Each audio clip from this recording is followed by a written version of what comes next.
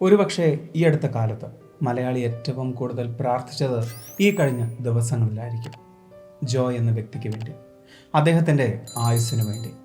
എന്നാൽ ആ പ്രാർത്ഥനകൾ ലക്ഷ്യം കണ്ടില്ല. ഈ കഴിഞ്ഞ വർഷങ്ങൾക്കിടയിൽ രാജ്യത്ത് നടന്ന ഏറ്റവും വലിയ രക്ഷാപ്രവർത്തനമാണ് കഴിഞ്ഞ ദിവസങ്ങളിൽ കേരളത്തിൽ സംഭവിച്ചത്.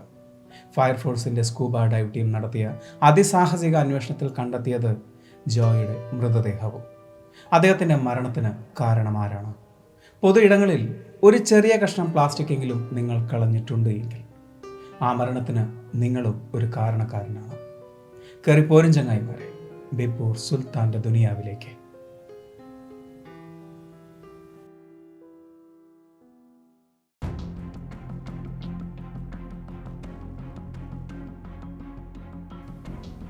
തിരുവനന്തപുരം തമ്പാനൂർ റെയിൽവേ സ്റ്റേഷനടുത്ത് ആമയിഴഞ്ചാൻ തോടിൻ്റെ ഒരു ഭാഗം വൃത്തിയാക്കുകയായിരുന്നു ജോയ് എന്ന വ്യക്തി.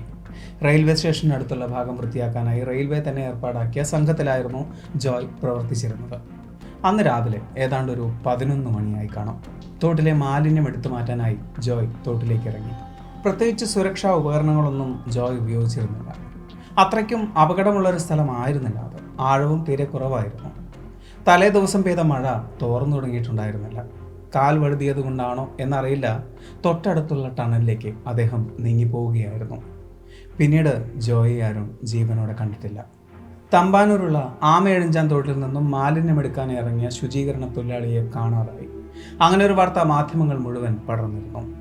നഗരത്തിൽ തന്നെയുള്ള ആമയിഴഞ്ചാൻ തോട്ടിൽ നിന്നും ജോയ് എങ്ങോട്ടേക്കായിരിക്കാം ഒലിച്ചു പോയിട്ടുണ്ടാവുക? അവർ 3 പേരുണ്ടായിരുന്നു. മഴ വീണ്ടും പെയ്തു തുടങ്ങിയപ്പോൾ ജോയിയോട് തിരിച്ചു കയറാൻ അവർ ആവശ്യപ്പെട്ടിരുന്നു. എന്നാൽ ഏറ്റെടുത്ത ജോലി പെട്ടെന്ന് തീർക്കാനായിരുന്നു ജോയ് ശ്രമിച്ചിരുന്നത്. പതിയെ തോട്ടിലെ വെള്ളം ഉയർന്നു പൊന്തുന്നതും അവർ ശ്രദ്ധിച്ചു. വീണ്ടും ജോയിയോട് തിരികെ കയറാൻ അവർ പറഞ്ഞുവെങ്കിലും തൊട്ടടുത്ത നിമിഷം അത് സംഭവിക്കുകയായിരുന്നു. തിരിച്ചു കയറാൻ കയററിഞ്ഞു കൊടുത്തുവെങ്കിലും ജോയ് അപ്പോഴേക്കും ടണലിനുള്ളിലേക്ക് നീങ്ങി തുടങ്ങിയിരുന്നു. തോട്ടിനടിയിലെ ചെളിയിൽ കാല് പൊതിഞ്ഞു പോയതാവാമെന്ന് കൂടെയുള്ളവർ പറയുന്നു. ഒഴുക്ക് കൂടിയപ്പോൾ അയാൾക്ക് നില കിട്ടാതായി.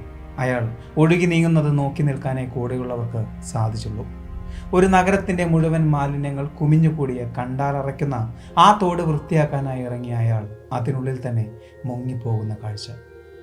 രക്ഷാപ്രവർത്തനം ഏറ്റവും ദുസ്സഹമാകാനുള്ള കാരണം തോട്ടിൽ നിന്നും ജലവും മാലിന്യവും കടന്നു പോകുന്നത് റെയിൽവേ സ്റ്റേഷനടിയിലുള്ള 200 മീറ്ററോളം നീളത്തിലുള്ള ചെറിയ ടണലിലൂടെയാണ്. വർഷങ്ങളായി വൃത്തിയാക്കാതെ കിടക്കുന്ന ആ ടണലിൻ്റെ ഉള്ളിൽ മുഴുവൻ മാലിന്യങ്ങൾ കുമിഞ്ഞുകൂടി കിടക്കുകയാണ്.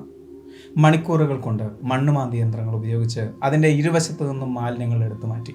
ഇത് രക്ഷാപ്രവർത്തനത്തിൻ്റെ ആദ്യഘട്ടം മാത്രമേ ആകുന്നുള്ളൂ. അടുത്ത ഘട്ടം എന്ന് പറയുന്നത് മാലിന്യങ്ങൾ നിറഞ്ഞ ആ ടണലിനുള്ളിൽ പരിശോധിക്കുക എന്നതാണ്.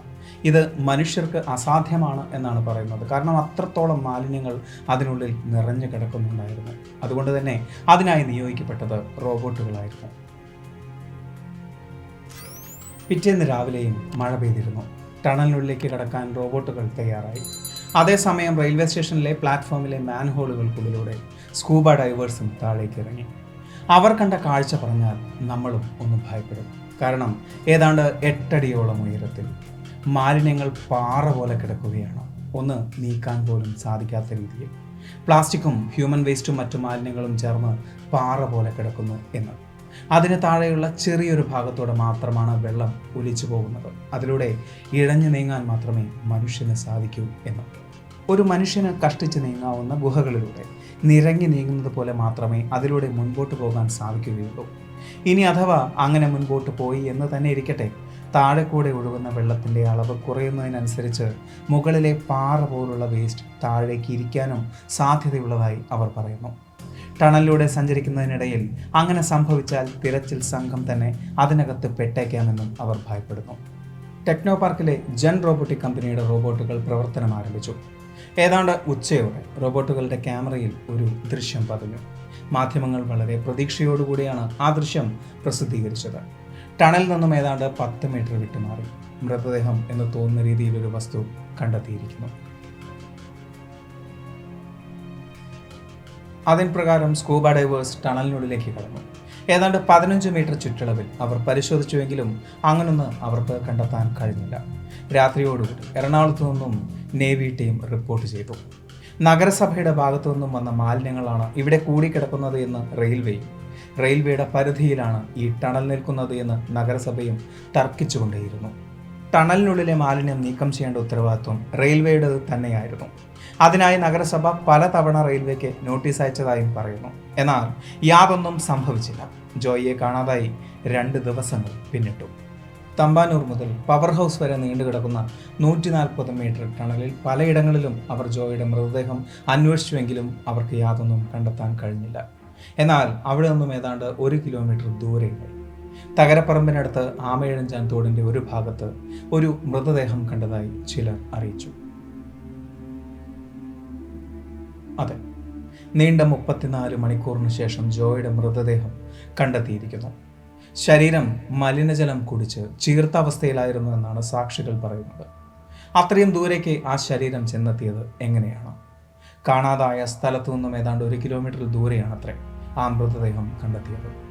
ചിലപ്പോൾ വാട്ടർ അതോറിറ്റിയുടെ 5 ലക്ഷം ലിറ്റർ വെള്ളം ഉപയോഗിച്ച് നടത്തിയ ഫ്ലഷിംഗ് മെത്തേഡിലൂടെ തുരങ്കത്തിൽ നിന്നും ശരീരം പുറത്തേക്ക് നീങ്ങിപ്പോയതായിരിക്കാം. അല്ലെങ്കിൽ അന്ന് പെയ്ത മഴയിൽ തന്നെ ജോയുടെ ശരീരം ടണൽ കടന്ന് പോയിരിക്കാം.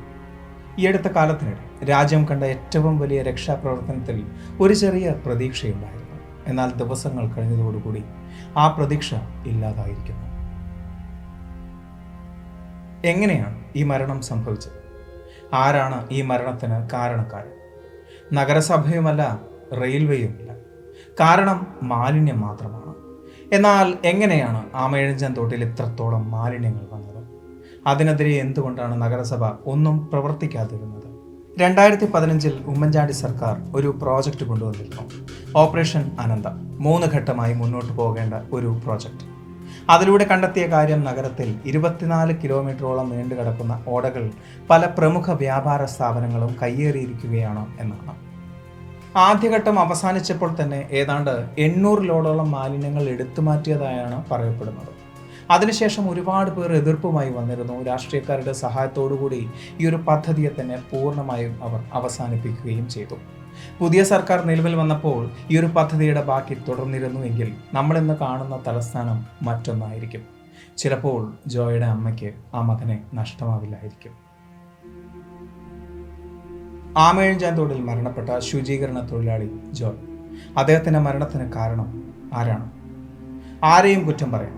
രാഷ്ട്രീയക്കാരെ കുറ്റം പറയാം, ഭരണകൂടത്തിനെ കുറ്റം പറയാം, നഗരസഭയെ കുറ്റം പറയാം. എന്നാൽ നിങ്ങളിലേക്ക് തന്നെ ഒന്ന് നോക്കൂ. അദ്ദേഹത്തിൻ്റെ മരണത്തിന് കാരണമായ പ്ലാസ്റ്റിക് വേസ്റ്റുകളിൽ ഒരെണ്ണം നിങ്ങളിട്ടതാണെങ്കിലോ? അന്ന് നിങ്ങൾ ചവറ്റുകുട്ട ഉപയോഗിച്ചിരുന്നുവെങ്കിൽ ആ മരണം സംഭവിക്കില്ലായിരുന്നുവെങ്കിലും. അങ്ങനെയെങ്കിൽ ആ മരണത്തിന് കാരണം നമ്മളുമല്ലേ? ഇനിയും സമയമുണ്ട്. മറ്റൊരു ജോയ് നമ്മുടെ അനാസ്ഥ കാരണം മരണപ്പെടാതിരിക്കട്ടെ. മാലിന്യങ്ങൾ കളയേണ്ട സ്ഥലങ്ങളിൽ മാത്രം കളയുക. പൊതുയിടങ്ങളിൽ ചവറ്റുകുട്ടകൾ ഉപയോഗിക്കുക. ഭാവി തലമുറയെ അത് ഉപയോഗിക്കാൻ പഠിപ്പിക്കുക. ചെറുതെന്ന് നമ്മൾ കരുതുന്ന കാര്യങ്ങൾ അത്ര ചെറുതായിക്കൊള്ളണം എന്നില്ല.